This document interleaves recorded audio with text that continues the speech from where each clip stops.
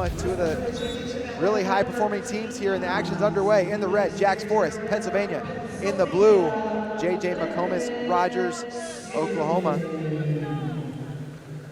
Yeah, Pennsylvania trying to get another champ to go. No, they don't have a champ yet. No champs yet.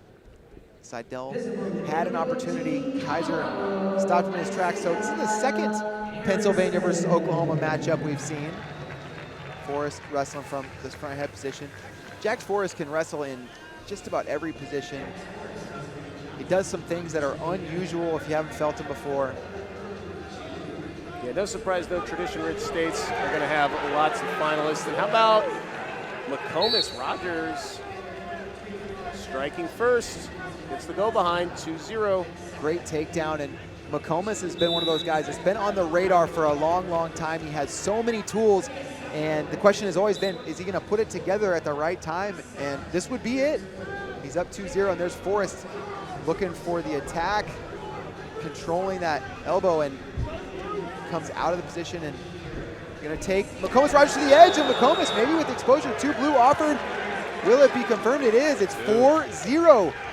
J.J. McComas looking great. Yeah, not backing down from the number 15 pound-for-pound wrestler in the nation. That's Jax Forrest. I mean, he's got accolades. He's got collegiate-level wins, folk-style wins against current collegians. But McComas, you don't wrestle these matches on paper or in the stat sheets. You wrestle them out here on the big stage. These guys have wrestled before. Jax Forrest, who thinks about his throw by there. Forrest beat McComas at Elite 8 duels. So a little bit of history, but McComas is on a different level right now than he has been maybe ever. And there's a shot attempt from Forrest. Tries to throw by, and now close to getting around behind. McComas controls that elbow, and Forrest has to be careful. Yeah, you see the spurts of energy from Forrest setting up a move, setting up a flurry. Both times so far, McComas has been able to score points off him, and this time he's going to be working for stalemate, but not that time. Great little finish at the end, flattening McComas, and then a quick spin behind to cut that lead in half. Forrest has tools on top, not going to get to him here, but he's another one of those guys that can end a match once he gets on top. Yeah, type of guy that lives, eats, sleeps, and breathes wrestling on a wrestling mat all the time, just absorbing so much knowledge and surrounds himself with great wrestling people. So you never know what you're going to see when he's on the mat. Hard level change there for McComas, and 28 seconds left in this first period. Interesting, you see McComas looking for an underhook. Forrest kind of cupping his chin, strange position. Shot attempt, McComas. Forrest trying to grab that foot. Forrest, such long arms, allows him to get to the feet and ankles in positions that a lot of other guys can't. McComas controlling that elbow, and we're going to go to the break with, almost. Forrest thought, you know what, if I can catch him sleeping here at the end, I will. Yeah, sneak one in, why not? Oh, great towel flaps, as you see there. McComas getting huge breeze. Just the benefit of dueling towels. As we look at a replay of the action on the mat, that's that first pass by to get in, and then on the edge, that's just crafty, smart wrestling by McComas. But right at the end there, you also saw Forrest get on the board, 4-2. A lot of action at the beginning of this, in the first period of this bout. I think Forrest, they really want this. I believe, correct me if I'm wrong, this will be his first stop sign.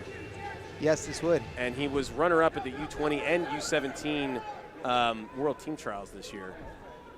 McComas, oh man, put some pressure on there. Now Forrest, seatbelt wizard position, and Forrest goes to the head, puts the leg in, and one red offered, one red confirmed. So 4-3, Forrest inches closer.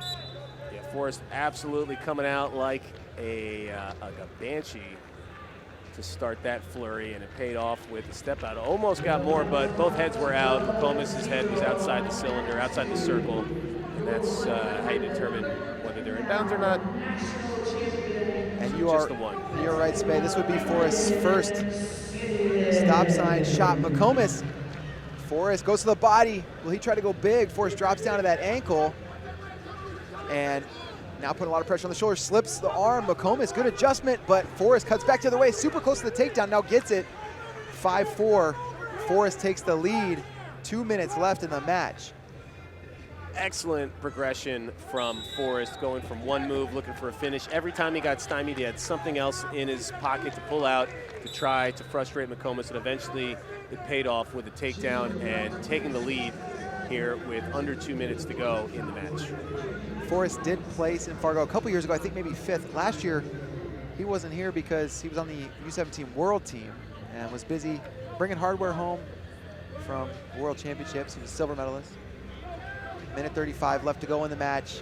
Collar tie McComas.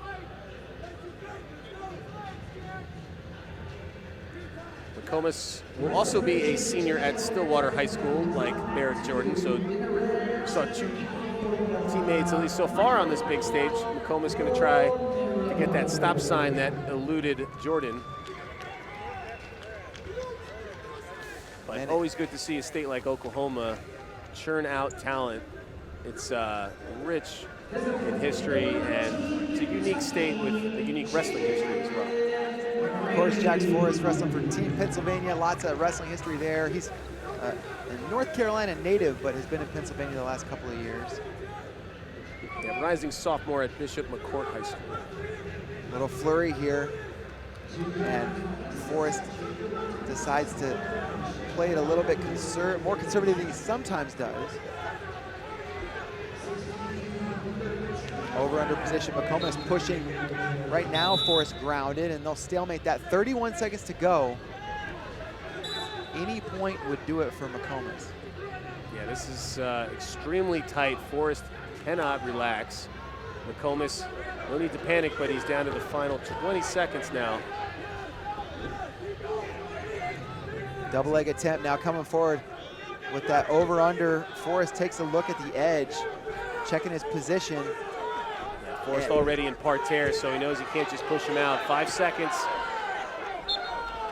McComas looks for a head pinch. Forrest gonna come around behind, get the match-winning takedown. 7-4, not match-winning. He already had the lead, but the icing on the icing, the insurance. Yeah, cherry on top. That one made sure that, well, it was over. So 7-4. Jax Forrest gets his hand raised. Good victory for him. He's gonna get the stop sign. You mentioned he wanted that U7 try to get the win. This one, I cannot wait, and we're underway in the red. Jax Forrest, Pennsylvania. Seth Mendoza in the blue from Illinois. Mendoza's elbow control position. Oh, look at that little throw by Jax, looking for the takedown. White paddle, no points, and Forrest still attacking in on a leg. Gonna try to finish here. Forrest goes up to the head. He has a half Nelson in. Gets the 2. He's gonna get another 2 on the turn. 4-0. Forrest coming out hard at the beginning of this match, and now to an unconventional leg lace. 2 more. He's up 6-0, 30 seconds into this match. Forrest trying to make a statement here. That was a beautiful scramble. Mendoza, oh, 2 more for Forrest, taking him straight back. And Mendoza's wrestling great, but it's Forrest with an answer for everything he does.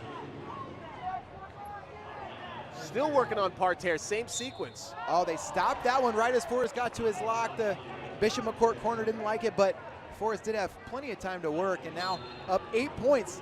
Seth Mendoza is going to have to get himself back in this match.